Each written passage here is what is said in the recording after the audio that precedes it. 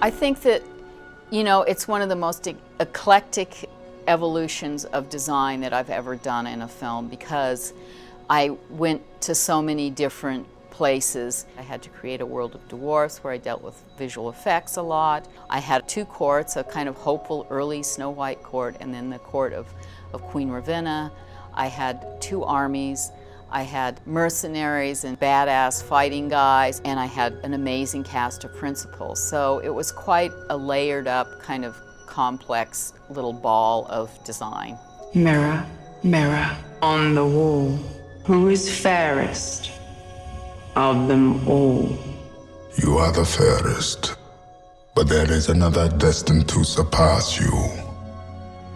I always start, with the screenplay and sort of the mood of the film, how the director sees it, and then I go into researching the loosely kind of defined period of a film like this, which is sort of pre-Renaissance. And then I look at where that period's been interpreted through history. Different periods where people have embraced this sort of period and see their take on it and their kind of evolution with it.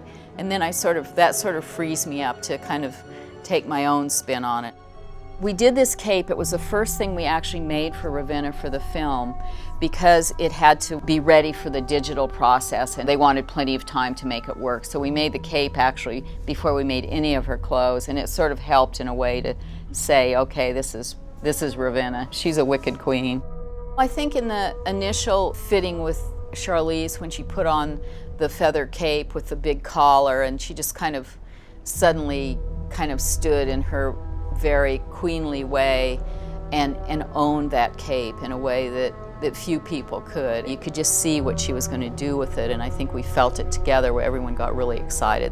This is Ravenna's wedding gown she wears in the movie. The collar was an idea that we had to telegraph sort of a skeletal death thing without actually being bones. It's made out of parchment that's been cut, sort of origami style, and twisted, and then sewn with gold thread.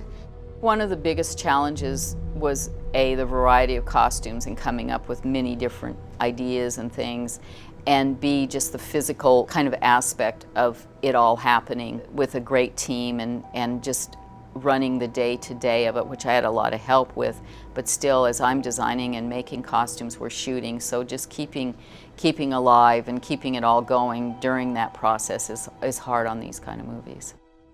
This is Snow White's costume she wears for 80% of the movie. We were testing Kristen and we wanted to have a green-blue vibe like her eyes, so we used the pale blue underneath with the green over it. We chose red accents because it sort of harkens to the apple later in the story. And then I used the little metallic bits to sort of pop it a little bit, so when she ran in the woods and you got things like that in a dark environment, you could still see that she was there. For Kristen's costume, I had over 20 different versions of it.